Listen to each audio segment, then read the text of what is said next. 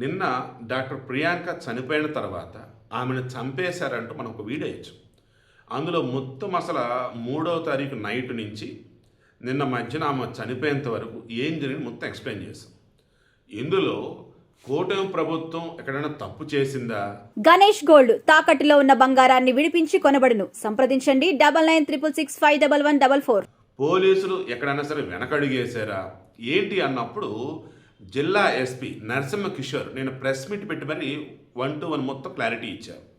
తర్వాత అది Rajahmundry rural, I think ఆయన పేరు ఆదిరెడ్డి శ్రీనివాసరావు అనుకుంటా, టీడీపీ ఎమ్మెల్యే.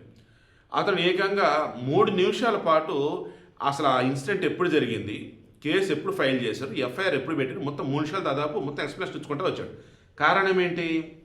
టీడీపీలో ఉంటూ కొంతమంది రాజకీయ నాయకులు సూరారపు దశ్వంత్ని, ఆండ్రూ జోసెఫ్ ఎడ్వర్డ్స్ని, నిందితులని కాపాడుతూ ఉన్నారని, వారిని దాచారని, స్టేషన్ నుంచి వాళ్ళు బయటికి వెళ్ళేలా చేశారని, వాళ్ళు అరెస్ట్ అవడానికి టైం పడుతున్న కారణం వాళ్ళేనని రకరకాల వార్తలు వచ్చాయి. ఈ మూమెంట్లో ఆయన క్లారిటీ ఇచ్చాడు. ఇన్సిడెంట్ ఎప్పుడు జరిగింది, వీడియో అటాచ్ చేస్తాను చూడండి. నేను చెప్పదలుచుకుంది ఏంటంటే, సిదిరి అప్పలరాజు కొడుకు దానయ్య అనబడి ఒక గొర్రెల కాపరాన్ని దారుణంగా గుద్ది చంపితే చావు బతుల మధ్య ఉన్నటువంటి అతను ఆసుపత్రికి తీసుకెళ్ళి కాపాడాల్సింది పోయి అక్కడే వదిలేసి వెళ్ళిపోతే వీళ్ళ నాన్న డాక్టర్ అందుకే పిల్లడికి సిపిఆర్ తెలుసు చేశాడని అంటే, సిపిఆర్ ఏంటి అని అడిగితే చెస్ట్ పంప్ అని చెప్పాడు ఆ పిల్లోడు. అది వీళ్ళ ఘనత. అండ్ ఆయన దానయ్య గొర్రెల కాపరి, వయసు 45, ఇంకా రేపు చనిపోతాడు. ఇంకా ఆయన బండి కొద్దగానే వయసు ఎక్కువ కాబట్టి ఇంకా ఆయన చనిపోయాడు. ఇలానే జగన్ అన్నాడా లేదా చెప్పండి. అక్కడేమో దానయ్య కుటుంబానికి పరామర్శించాల్సింది పరామర్శించకుండా, దానయ్య కుటుంబానికి సాయం చేయాల్సింది సాయం చేయకుండా, గుద్ది చంపినటువంటి కుటుంబాన్ని వెళ్ళి పరామర్శిస్తాడు. వారు చనిపోయి అండగా నిలబడ్డాడు. అటువంటి జగన్మోహన్ రెడ్డి ఈరోజు వచ్చి ప్రియాంక కుటుంబానికి ఏపీ గవర్నమెంట్ 20 లక్షల రూపాయలు పరిహారం ప్రకటించింది.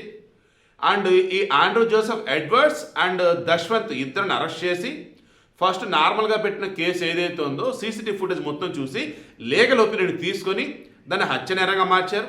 ఇప్పుడు ఆ అమ్మాయి చనిపోయిన తర్వాత మర్డర్ అటెంప్ట్ అంటే మర్డర్ కేసే పెట్టేశారు. సెక్షన్ కూడా తీవ్రమైన సెక్షన్లో పెట్టారు. ఆల్రెడీ రిమాండ్లో ఉన్నారు. ఇక బయటికి రారు.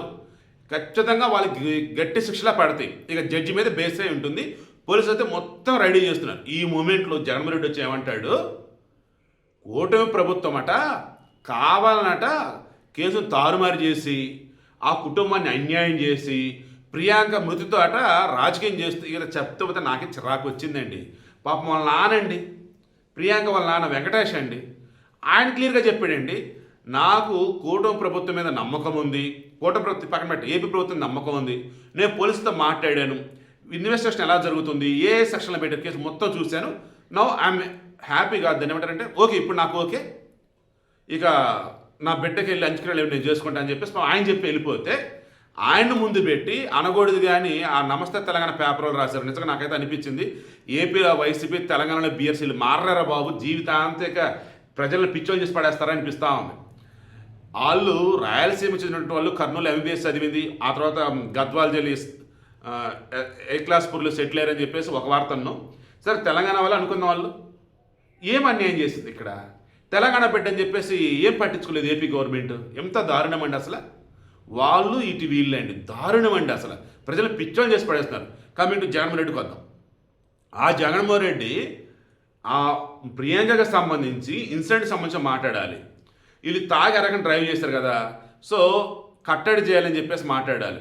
తర్వాత సీసీటీవీలు అవన్నీ కూడా ఇక మీదట మిగతా చోట కూడా ఉండాలని సలహాలు ఇవ్వాల్సింది పోయి కూటమి ప్రభుత్వం వాళ్ళ డ్యూటీ వాళ్ళు చేస్తే సక్రమంగా చేస్తే ఆ అమ్మాయి తండ్రి వెంకటేష్ సైతం కూడా సాటిస్ఫై అన్నట్టుగా ఉంటే, ఇప్పుడు జగన్మోహన్ రెడ్డి వచ్చేసి సేమ్ దానయ్యని ఎలాగైతే చంపారో ఇక్కడ ఈ అమ్మాయి విషయంలో కూడా అలానే కదా.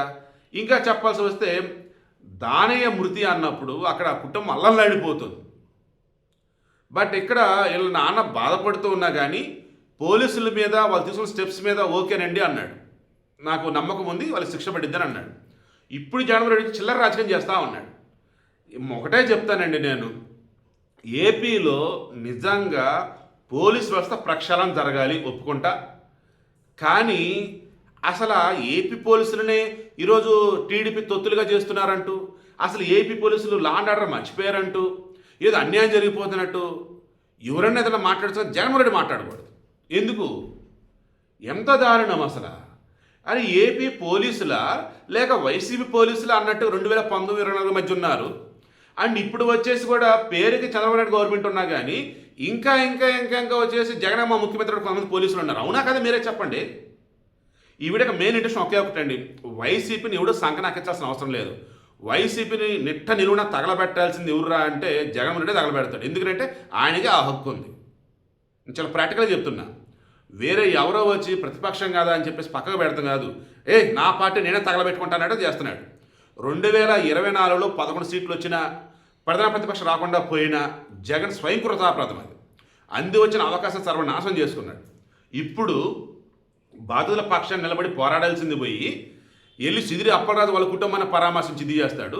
ఇక్కడ వచ్చేసి ఏకంగా ప్రియాంక వాళ్ళ నాన్న వచ్చేసి పోలీసుల మీద ఏపీ ప్రభుత్వం మీద వచ్చేసి పాజిటివ్గా మాట్లాడుతుంటే లేదు ఘోరాత ఘోరంగా అంటున్నాడు. ఏంటి అసలు అది? జనాలు చూస్తున్నారు కదా, అయినా సరే ఇలానా? సీరియస్లీ అండి, వైసీపీని సంఖ నాకిచ్చినా, వైసీపీని పాత్రలను తొక్కినా, వైసీపీ నెట్టిన తగలబెట్టినా అది జగన్మోహన్ రెడ్డి తప్ప ఎవరూ చేయలేరు. కళ్ళ ముందు సిదిరి అప్పలరాజు కొడుకు చేత చనిపోయిన దానయ్య కుటుంబం బాధ కనిపిస్తూనే ఉంది. అదే కళ్ళ ముందు ఏపీ గవర్నమెంట్ తీసుకున్న చర్యల వల్ల దోషులకు శిక్ష పడుతుంది, నాకు సంతోషం అయ్యని చెప్పినట్టు ప్రియాంక వాళ్ళ నాన్న ఉండనే ఉన్నాడు. అండ్ అసలు ఏమైంది ఏంటి ఆ ఎమ్మెల్యే మొత్తం ఎక్స్ప్లెయిన్ చేశారు. ఆదిరి శ్రీనివాస్ ఎవరైనా అది కూడా పెడతాం. ఇంత చూసిన తర్వాత ఇంకా ఎవరన్నా కానీ ఏపీ ప్రభుత్వం ప్రాపర్ చర్యలు తీసుకుంది అంటారా? జగన్ అంటాడు. ఎందుకు? ఎడ్డమంటే తెడ్డం కదా, నువ్వు ఏదైనా సరే చేయి, నేను మాత్రం వేరే విధంగా మాట్లాడతా. అది జగన్మోహన్ రెడ్డి.